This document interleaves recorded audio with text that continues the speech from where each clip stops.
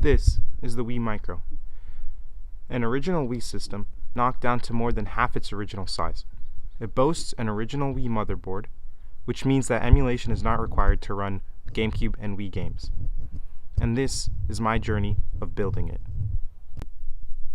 For comparison, this was the Wii shell that I used to make this Wii Micro out of.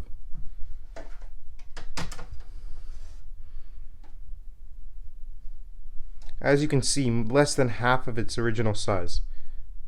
This project piqued my interest when I found this video in my recommended one day by Noeltronics, where he details how to build your own Wii Micro. And so I decided to give it a shot.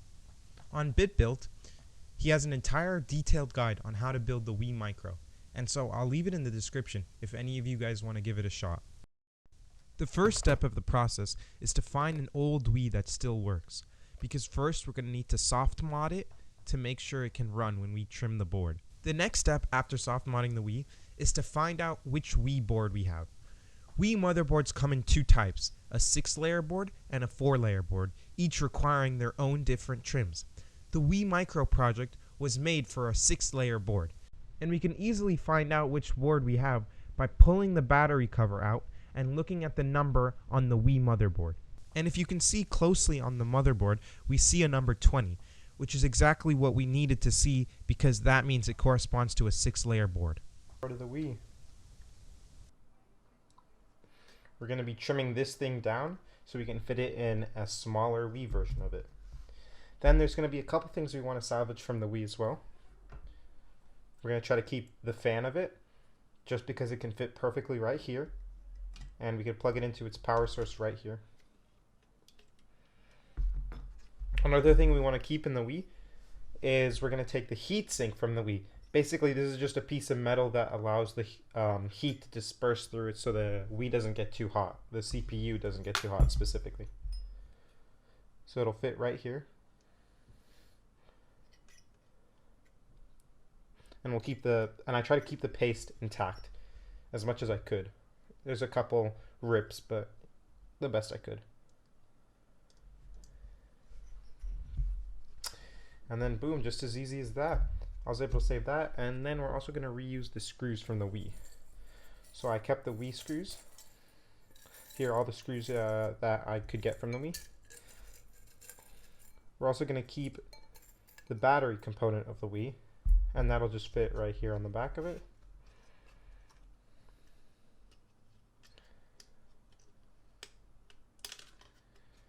We'll have some way to clip it on and keep it on there, but yeah, it'll just basically fit right there. And then, yep, it was really just as easy as that. After that, the next step was to trim the board. So enjoy this montage of me trimming the board.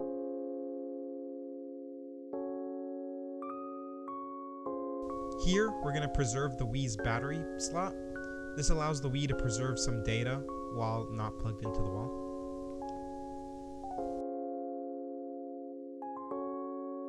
We're also going to take the Wii's GameCube port so we can connect GameCube controllers to the Wii Micro.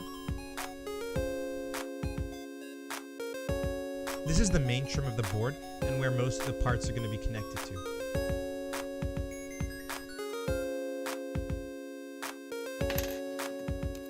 Finally, we get the MX chip. It holds the real-time clock of the system. Here are all the parts of the system, not including the Bluetooth chip, and the next step is to 3D print the case. This is the power regulator holder. It's going to house the 4 power regulators needed to power up the board. Oh, just give me a sec to grab that.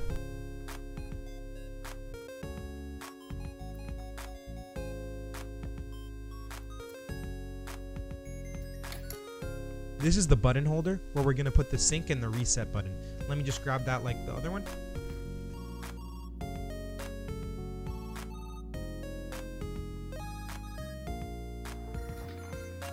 This is the main shell of the system. It's going to be where we put the trimmed motherboard, the GameCube ports, etc. Everything's going to fit into here. And just like that, here's the finished product. Okay, let's cut the crap. Believe it or not, this was actually done in editing. If I could really pull stuff from my computer, you'd think I'd be pulling some plastic cases. Okay, and finally, this is going to be the bottom plate of the case. And yeah, there we go again with the pulling from the computer. Oh, you guys really want to see the 9 hours it took to print that? Here's a closer look at the power regulator holder. So basically, to power the Wii motherboard, the board requires a 5 volt signal, a 3.3 volt signal, a 1 volt signal, and a 1.15 volt signal. And when we trim the board, we lose the custom onboard power regulators, which means we have to make up for it by making our own regulators. As you just saw, the holes of the holder printed a little too small, and so in order for the regulators to fit, I found that my pencil was actually the perfect thickness. And so I'm gonna poke through the holes so that the power regulators can fit on the holder.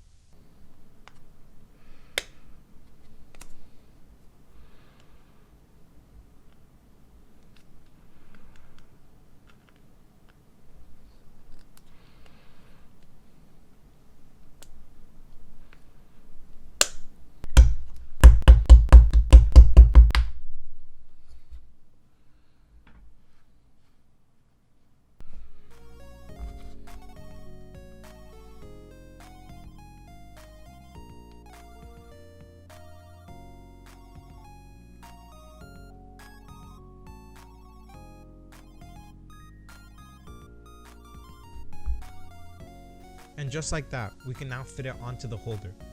Let's see how it looks when all 4 regulators are on it.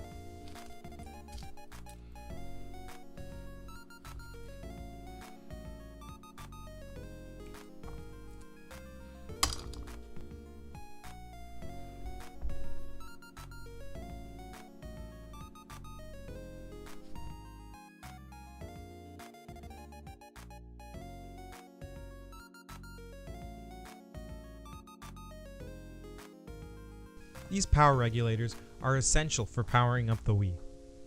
Basically how the process goes is we take the 120 volts coming from our outlet, we convert that first down from 120 volts to 12 volts through a power brick. Then we connect this power brick to each one of our 4 power regulators, which can turn the 12 volts down to whatever voltage we need. 3.3 volts, 5 volts, 1.15, and 1 volts in this case for the Wii board. How these power regulators are able to do that is first we connect a capacitor and resistor in series, and then we connect each of those to specific pins on the regulator. The standard capacitance for these power regulators is a 100 microfarad capacitor with 16 volts. The resistance depends on what voltage we're trying to achieve. For instance, for this 5 volt regulator here, I need a 353 ohm resistor to achieve that output. If I wanted to output 1 volt, let's say, I would need an 87.2K resistor. The last step I'm doing here is now double checking with my multimeter that I'm getting my 5 volts outputted that I want. Through those 2 wires, I should see 5 volts on my multimeter.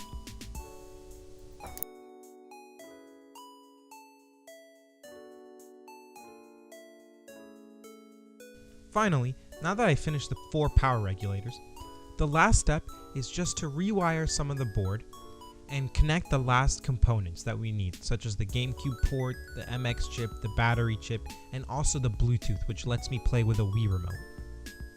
Here, I'm trying to wire up the sensor bar to one of the black chips.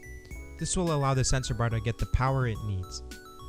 And though this was one of my first times soldering, and it was pretty rough at points, in the end, it was pretty enjoyable and extremely satisfying when I finished.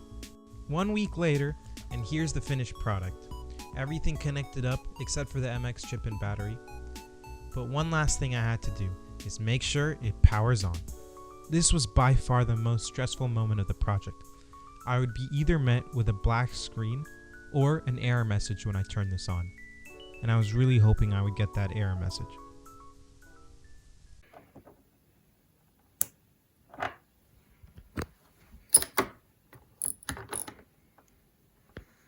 Thankfully, the system powered on, and so the last thing I had to do was just download some games and put them on a USB drive. P.S. I definitely own all of these hard copy. I am a law-abiding citizen. I'm just getting backups.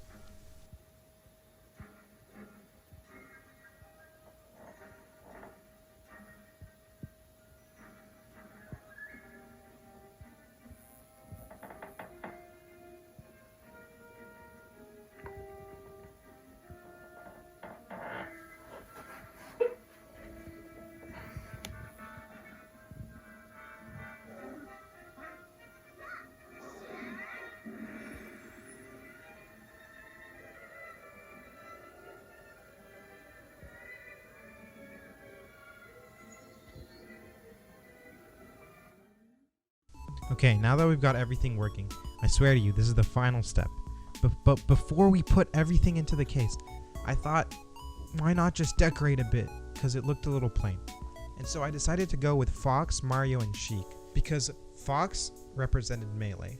Mario just represented the Mario games that came out on the GameCube. And Sheik is probably one of my favorite Nintendo characters. I also saw I had a little extra space there. So I thought, why not go with Kirby? He was a really big staple of Nintendo at the time. And mainly he was pretty easy to draw. I mean, he's just a couple of circles and some ovals.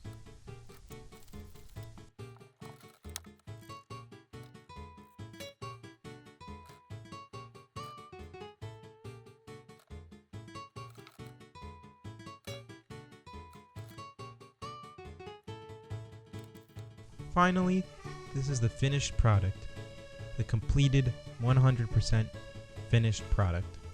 I connected it to a capture card so I can show you some real game footage straight from the game. But besides that, this concludes the journey.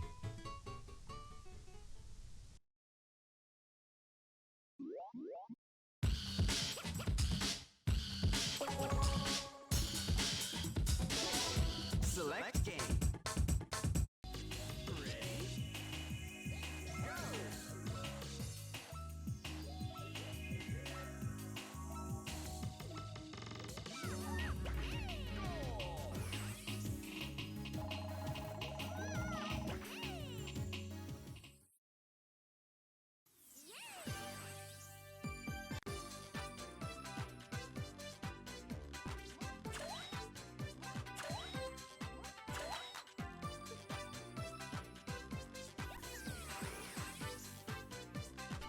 Monkey Ball was probably one of my favorite franchises to come out of the GameCube, and I would be remiss not to show some Melee gameplay. Making the Wii Micro has been an incredibly fulfilling and fun project, and I think portabilizing and this project is really a testament to just how far technology has progressed. I mean, Nintendo and game companies have been innovating for decades to make a portable system that can run AAA games. And nowadays, anybody can follow one of the hundreds of guides out there and make a portable system themselves. This really motivates me to keep making on portable systems, and hopefully one day I can make my own portable system. I would really like to thank Noltronics for his video. I think the Wii Micro is a perfect beginner project, and I urge you, if any part of this video has piqued your interest, to give it a try. The Wii Micro is a great beginner project, and I think you'd have a lot of fun working on it. Anyways, thank you so much for watching.